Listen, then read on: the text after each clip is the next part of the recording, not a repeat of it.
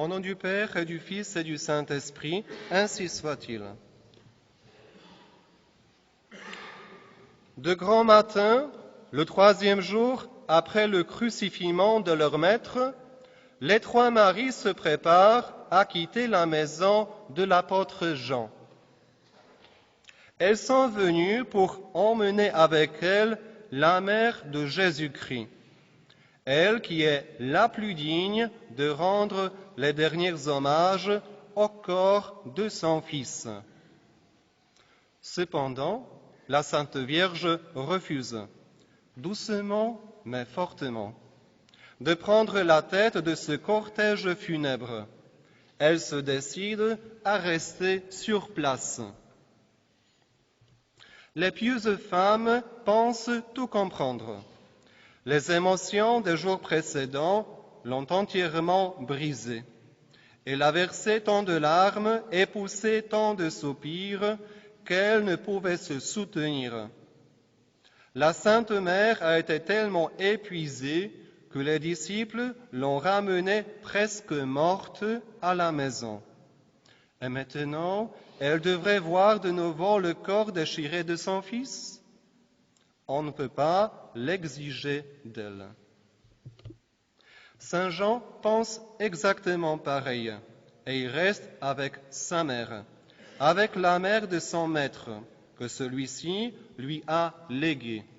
On se souvient les mots « Ecce filius tuus, ecce mater tua ». Son devoir est de veiller sur ce précieux dépôt, veiller et consoler. Brisé par l'affliction. Mais Saint Jean et les 3 Maries semblent avoir oublié le calvaire. Là, la mère de Jésus est demeurée debout. Stabat iuxta crucem.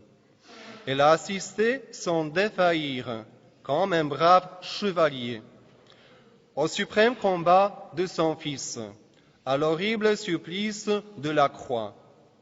Aucune douleur ne pouvait plus écraser cette femme forte.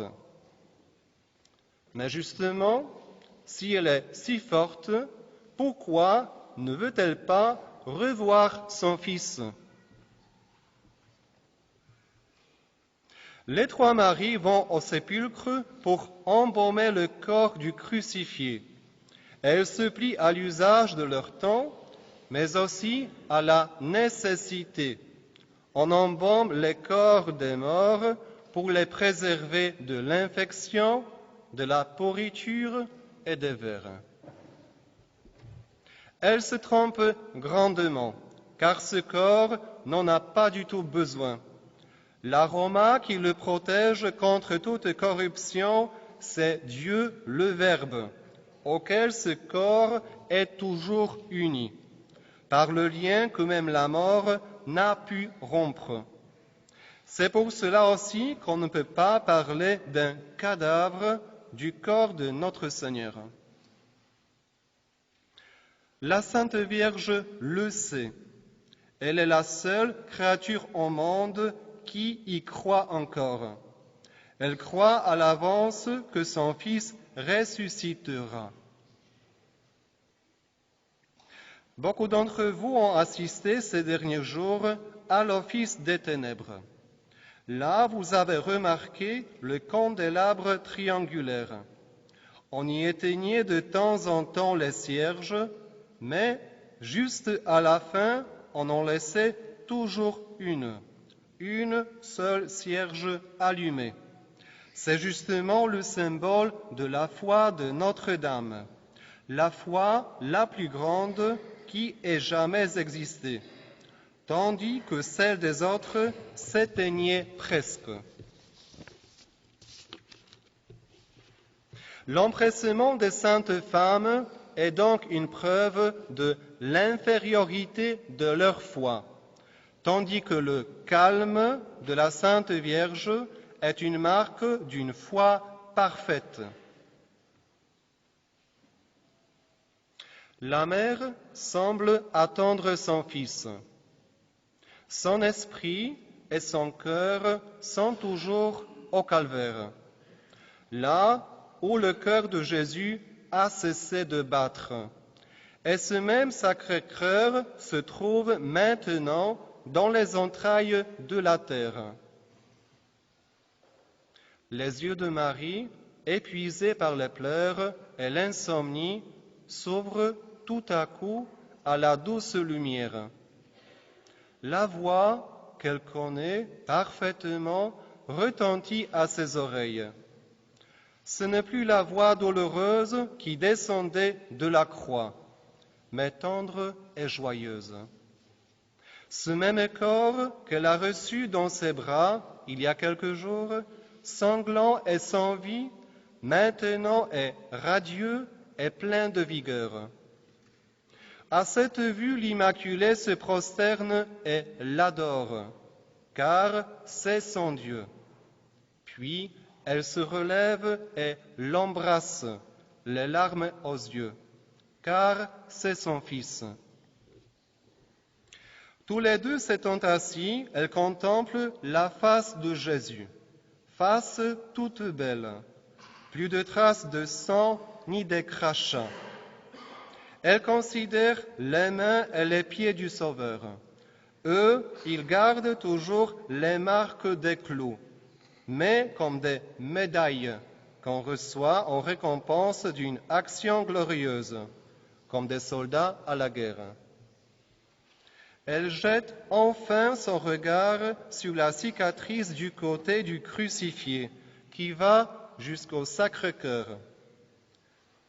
Le premier mouvement de ce cœur était pour son père, mais le deuxième est pour sa mère. Il est le Fils de Dieu, mais il est aussi le Fils de Marie. Il est tout à fait dans l'ordre des choses que Jésus-Christ se manifeste à sa mère avant de se montrer à tout autre. Son devoir est de consoler et réjouir celle qu'il chérit et regrette davantage, celle qui était la plus affligée de sa mort et qui seule attendait sa prochaine résurrection. Aux autres, le Sauveur donnera une preuve de sa résurrection. Il mangera avec ses apôtres, il se fera toucher par eux. À sa mère, il apparaît uniquement pour la combler de joie, par sa seule présence. Voilà la première apparition de notre Seigneur après la résurrection. Et bien que l'Écriture sainte couvre cet événement de silence, la tradition nous en soulève un coin de voile. Plusieurs pères attestent ce fait, parmi eux saint Ambroise et saint Anselme, mais surtout saint Ignace d'Antioche, mort en 107, qui était disciple des apôtres eux-mêmes, et qui dit que le Seigneur ressuscité est apparu d'abord à sa mère bien-aimée. Et cette vue l'a jeté dans un tel ravissement qu'aussitôt elle a oublié toutes les douleurs qu'elle avait éprouvées durant la Passion. Donc, c'est au moins une pieuse croyance, en moins. Pour pouvoir dire quelque chose, quelles étaient ces joies de la Sainte Vierge, il faut d'abord avoir le cœur d'une mère. On dit que les joies les plus grandes que puisse goûter le cœur humain sont les joies que reçoit de son Fils le cœur d'une mère. C'est la joie d'une mère qui voit son Fils revenir de loin, après une longue attente, après bien des dangers affrontés. On a dit à cette femme qu'il était déjà mort. Elle a déjà pleuré. Et tout à coup, elle le voit apparaître. Et des histoires des deux guerres mondiales sont parsemées de nombreux exemples à ce sujet. Imaginons la jubilation de cette mère et sachant que la joie de Notre-Dame est infiniment plus grande.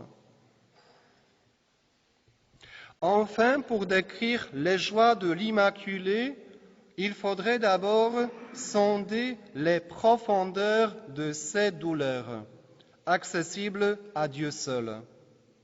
Et ce sont justement ces douleurs, sa compassion, qui l'ont préparé à la joie.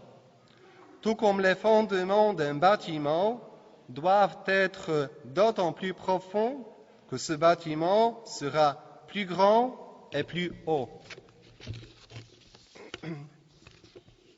Et voilà, chers fidèles, la grande leçon que nous tous devons tirer de cette première apparition de notre Seigneur. Il apparaîtra à nous aussi, le dernier jour de notre vie. Et de nous, il dépendra si cette visite va être joyeuse ou douloureuse. Notre Seigneur et sa Sainte Mère nous montrent le moyen sûr et efficace d'une bonne préparation. C'est le port quotidien de notre croix. C'est l'accomplissement avec zèle de notre devoir d'État. C'est vrai, cela demande de nous beaucoup de renoncement, presque à chaque moment. Mais avec la foi, nous ne marcherons jamais dans l'obscurité. La foi sera notre étoile qui nous guidera jusqu'au ciel, vers les joies sans fin. Demandons donc cette grâce à notre Mère Immaculée, à l'étoile du matin, en lui offrant souvent, pendant ce temps de Pâques, la récitation ou le chant de la belle antienne Regina Coeli. Au nom du Père et du Fils et du Saint-Esprit, ainsi soit-il.